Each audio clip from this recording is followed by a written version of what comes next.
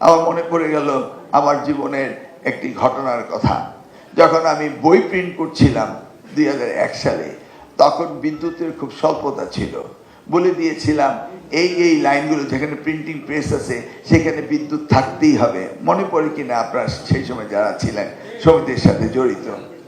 তো আমি দেশের যে ম্যাজিস্ট্রেট রয়েছে তাদেরকে ইনস্ট্রাকশন দিয়েছিলাম, সেই ইনস্ট্রাকশন অনুযায়ী কাজ হচ্ছিল। হঠাৎ করে সভাপতি রাজ্জাক সাহেব এসে আমাকে বললেন যে দেশের ম্যাজিস্ট্রেট ঘোষ চাইছে, তা নাহলে বিদ্যুৎ লাইন দিবে না।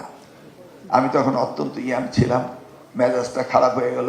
সাথে সাথে বিদ্যুৎ মন্ত্রীকে কল করে ওই ম্যাজিস্ট্রেটকে একদম উইথড্র এবং সাসপেন্ড করে দিলাম, মানে ডিরেক্ট অ্যাকশন।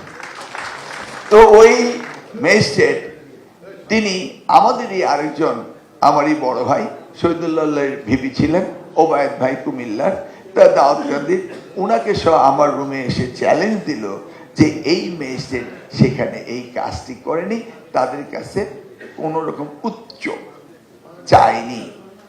তো আমি যেহেতু সমিতির রাজ্জাক সাহেব বলেছিলেন, বিশ্বাস করে কাজটা করেছিলাম।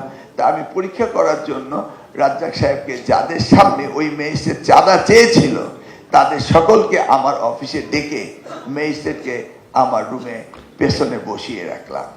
বললাম যে আপনাদের কাছে যে ম্যাজিস্ট্রেট চাঁদা চেয়েছিল, নামটি বলেছিলেন, ওই ম্যাজিস্ট্রেট কি এখানে আসে নাকি? ঘুরে ফিরে বললেন না। আমি এই লোকটি সেই ম্যাজিস্ট্রেট? বলেন না। তা চাঁদা তো চেয়েছিল, আপনারা বলেছেন, ম্যাজিস্ট্রেট নাম তো বলেছেন? বলে হ্যাঁ, ওই নামই ব্যক্তিত্ব, উনি ওই ম্যাজিস্ট্রেট। বলেন না, এই চেহারা না, নামটা ঠিক আছে। তারপর আমি তখন ওই ম্যাজিস্ট্রেটকে উইথড্র করার পরে একটা অ্যাপোলজি লেটার দিয়েছিলাম, যে ইতিহাসে কোনো মন্ত্রী কোনো কারোর উপরে মানে ব্যবস্থা নিয়ে তার কাছে অ্যাপোলজি করে একদম মন্ত্রণালয়ের স্বাক্ষরিত চিঠি আমি দিয়েছিলাম যে I do apologise to you, that was wrong information.